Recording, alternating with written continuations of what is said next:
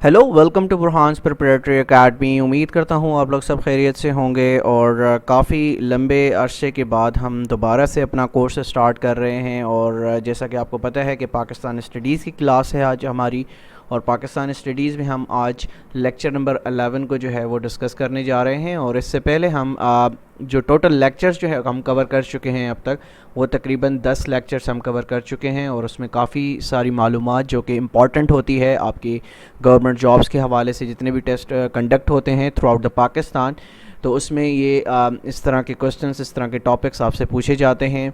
तो आज जो हम टॉपिक डिस्कस करने लगे हैं वो है कायदे आज़म के 14 पॉइंट्स जो कि उसने 1929 के अंदर प्रेजेंट किए थे। और ये 1929 में ये पॉइंट्स किसके बाद आए थे, तो आपको पता होगा कि लास्ट लेक्चर के अंदर हमने नेहरू रिपोर्ट को पढ़ा था। ठीक है, नेहरू रिपोर्ट के जवाब में कायदे आज़म ने अपने फेमस 14 पॉइंट्स जो कि हम बचपन से डिफरेंट बुक्स के अंदर, पाकिस्तान स्टडीज़ की बुक के अंदर हम पढ़ते हुए आ रहे हैं। तो अब मैं इंशाल्लाह कोशिश करूंगा कि इन 14 पॉइंट्स को आपको बड़े आसान तरीके से बता सकूं, बड़े आसान तरीके से समझा सकूं, ताकि डिस्क्रिप्टिव टेस्ट के अंदर भी अगर ये आपसे पूछे जाएं 14 पॉइंट्स, तो आप इसको बड़े आसान अंदाज से, बड़े एहसन अंदाज से इसको डिस्क्राइब कर सकें। ठीक है, तो हम अब आगे चलने लगे हैं और देखते हैं कि कायदे आज़म के 14 पॉइंट्स कौन कौन से थे। ठीक है, तो अभी हम देख लेते हैं इसको कि 14 पॉइंट्स में क्या क्या जिक्र करना है हमने। At the meeting of the Muslim league इन दिल्ली, ठीक है, दिल्ली में ये मीटिंग होती है मार्च 28 1929 को। ठीक है, ये डेट्स आपने याद रखनी है। पाकिस्तान स्टडीज़ में बहुत इंपॉर्टेंट जो चीज़ होती है समझने की, वो होती हैं डेट्स। ठीक है, काफ़ी लोगों को डेट्स याद नहीं होती और डेट्स ही आपसे पूछी जाती हैं वन पेपर एमसीक्यूज़ के अंदर। तो 28 मार्च 1929 को कायदे आज़म मोहम्मद अली जिन्ना ने अपने फेमस 14 पॉइंट्स जो हैं वो प्रेजेंट किए थे। ठीक है, किसके मुकाबले में प्रेजेंट किए थे? नेहरू रिपोर्ट के हवाले से प्रेजेंट किए थे उसके जवाब में। और नेहरू रिपोर्ट कब आई थी? 1928 में आई थी। ठीक है, आगे हम चलते हैं। Rejected the Nehru report, he maintained that no scheme for the future government of India would be accepted to the Muslims. ठीक है, तो इन्होंने ये कैटेगोरिकली कायदे आज़म मोहम्मद अली जिन्ना साहब ने इसको रिजेक्ट किया था, इस नेहरू रिपोर्ट को रिजेक्ट किया था। और इस नेहरू रिपोर्ट में क्या क्या नुकात थे वो मैं लास्ट लेक्चर में आपको बता चुका हूँ, तो आपने वो लेक्चर देखना है। अच्छा, मौलाना मोहम्मद अली जौहर हेल्प द कायदे आज़म टू ड्राफ्ट 14 पॉइंट्स। तो ये क्वेश्चन बहुत ज़्यादा पूछा जाता है डिफरेंट एग्ज़ाम्स के अंदर कि कायदे आज़म ने जब 14 पॉइंट्स को ड्राफ्ट किया है उसमें किसने कायदे आज़म मोहम्मद अली जिन्ना की हेल्प की है? तो मौलाना मोहम्मद अली जौहर ने कायदे आज़म को इन 14 पॉइंट्स बनाने में मदद की थी। और मौलाना मोहम्मद अली जौहर ही वो वाहिद बंदे थे जिन्होंने कायदे आज़म को all India Muslim league join करने की दावत भी दी थी। तो मौलाना मोहम्मद अली जौहर के हवाले से भी हम ऑलरेडी आपको बता चुके हैं, उनकी कंट्रीब्यूशंस क्या हैं पिछले लेक्चर्स में बता चुके हैं, तो वो लेक्चर्स आपने ज़रूर देखने होंगे। उसके बाद हम देखते हैं द 14 पॉइंट्स ऑफ कायदे आज़म आर एज़ फॉलोज़। हम इन 14 पॉइंट्स को बड़े एहसन अंदाज में, उम्मीद करता हूँ बड़े आसान तरीके से आपको समझाने की कोशिश करूँगा, ताकि आपको लॉन्ग टर्म ये चीज़ें याद रहें। और डिस्क्रिप्टिव जो एग्ज़ाम होता है FPSC कंडक्ट करती है या SPSC कंडक्ट करती है, कोई भी डिफरेंट टेस्टिंग एजेंसी कंडक्ट करती है, तो उसमें डिस्क्रिप्टिव एग्जामिनेशन में अगर कायदे आज़म के हवाले से आपसे पूछे जाएँ 14 पॉइंट्स, तो वहाँ पर आप आसानी के साथ इसको प्रेजेंट कर सकें। तो सबसे पहला जो पॉइंट था कायदे आज़म का वो था federal constitution with the residual powers to the provinces, यानी प्रोविंसेस को जो है वो रेजिडुअल पावर्स दिए जाएँ।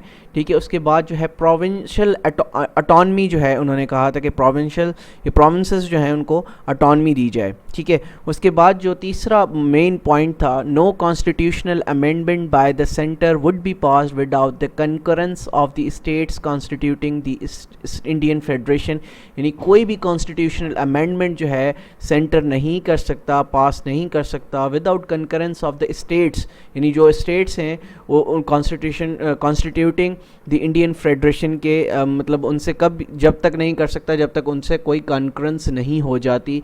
ठीक है, तो वो कोई भी कॉन्स्टिट्यूशनल अमेंडमेंट नहीं कर सकता। और आपने देखा होगा कि पाकिस्तान में भी इवन जो भी कॉन्स्टिट्यूशनल अमेंडमेंट होती है इस वक्त, तो उसमें एक प्रोसेस से गुजरना पड़ता है, एक डिटेल प्रोसेस से, एक थारो प्रोसेस से गुजरना पड़ता है। तो ये कायदे आज़म ने पॉइंट दिया था उस वक्त 1929 में। और चौथा पॉइंट क्या था?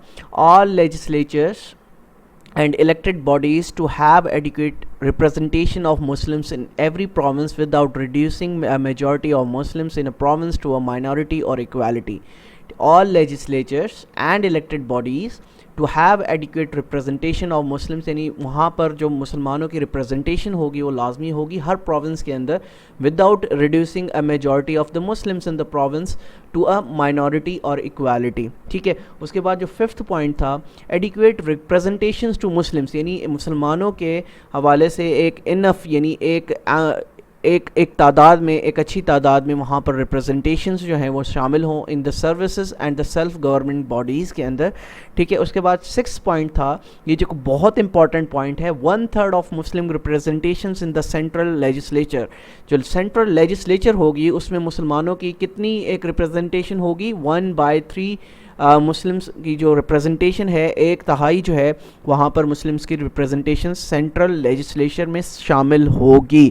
اس کے بعد ہم دیکھتے ہیں in any cabinet at the centre. At centre سے جب ہم مراد بات کرتے ہیں، سینٹر سے کیا مراد ہے؟ اب پاکستان میں آپ دیکھیں گے 4 پروونسز ہیں.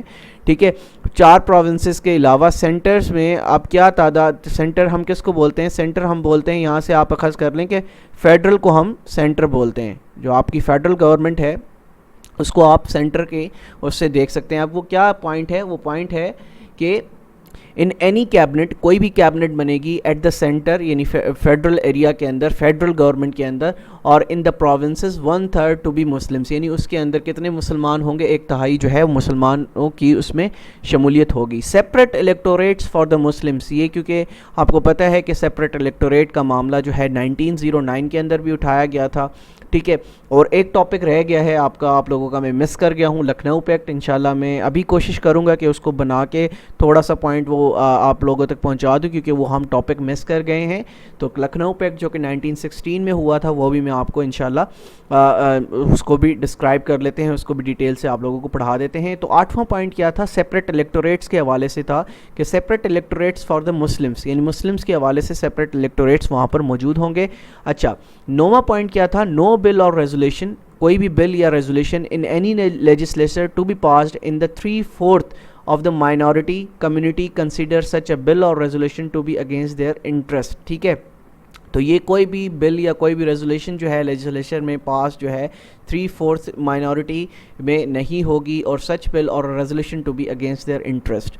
اس کے بعد جب ہم آتے ہیں 10th پوائنٹ پہ، یعنی 10واں جو پوائنٹ تھا قائد اعظم کا، any territorial redistribution not to affect the Muslims majority in the Punjab, Bengal and NWFP. وہ کہتے ہیں کہ کوئی بھی جو ٹیریٹوریل ری ڈسٹریبیوشن ہوگی وہ کیا ہوگی کہ وہ کوئی بھی جو ہے اس میں ناٹ ٹو افیکٹ مسلم، یعنی مسلمس کو افیکٹ نہیں کرے گی. میجورٹی ان پنجاب، بنگال جہاں پر مسلمانوں کی تعداد زیادہ تھی، NWFP جو کہ نارتھ ویسٹ فرنٹیئر پروونس تھا، جو کہ آج کل KPK کہلاتا ہے، خیبر پختونخوا کہلاتا ہے. ٹھیک ہے.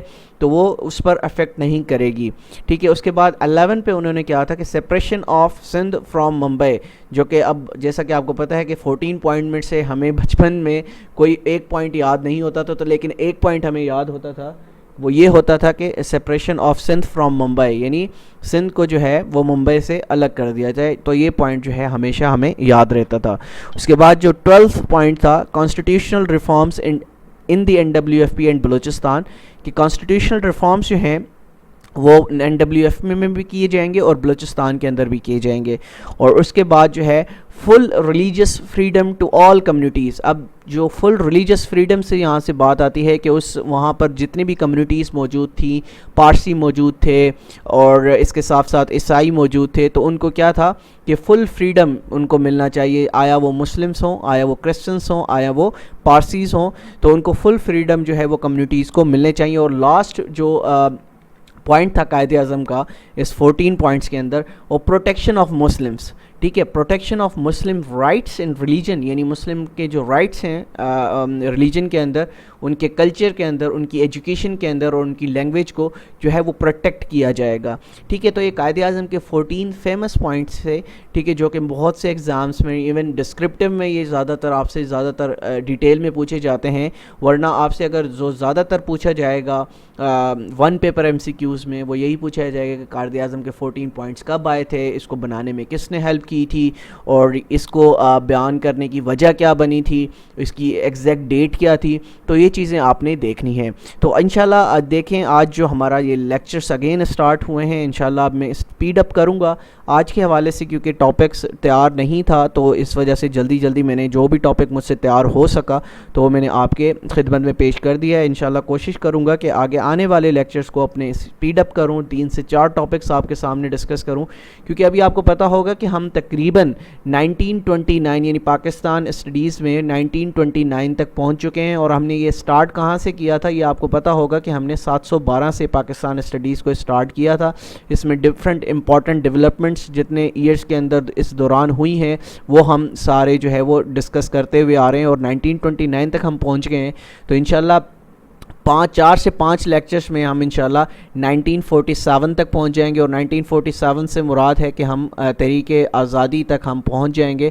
اس کے بعد جتنی بھی امپورٹنٹ ڈیولپمنٹس آج تک ہوئی ہیں وہ پاکستان اسٹڈیز میں ہم کور کریں گے, کیونکہ Pakistan studies and Pakistan affairs یہ دونوں ایک جو ہے انٹرچینجبلی یہ نیم یوز ہوتا ہے. تو یہ دونوں ٹاپکس جو ہیں ہم آہستہ آہستہ لے کر آپ کے سامنے آپ کی خدمت میں شامل ہوں گے. تو امید کرتا ہوں آج کا لیکچر جو ہے وہ مفید ثابت ہوا ہوگا, اس کو نوٹ ڈاؤن کر لیجئے گا. ملتے ہیں انشاءاللہ کل ایک اسلامیات کے لیکچر کے ساتھ. اپنا بہت خیال رکھیے گا. اللہ حافظ.